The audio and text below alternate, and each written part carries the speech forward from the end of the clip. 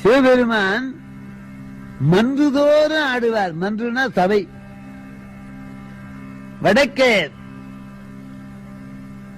ரத்ன சபை, இன்னும் கொஞ்சம் தெற்கு நோக்கி வந்தா கனக சபை, இன்னும் கொஞ்சம் தெற்கு நோக்கி வந்தா ரஜித சபை, இன்னும் கொஞ்சம் தெற்கு நோக்கினா தாம்பர சபை, இன்னும் கொஞ்சம் தெற்கு நோக்கினா சித்திர சபை. ரத்ன சபை திருவாலங்காடு, கனக சபை சிதம்பரம், ரஜித சபை வெள்ளி அம்பலம் மதுரை, தாம்பர சபை திருநெல்வேலி, சித்திர சபை திருக்குத்தார். தெற்கு நோக்கி எம்பெருமான் வந்து இப்படி அடியார்களுக்கு அனுமதியும்.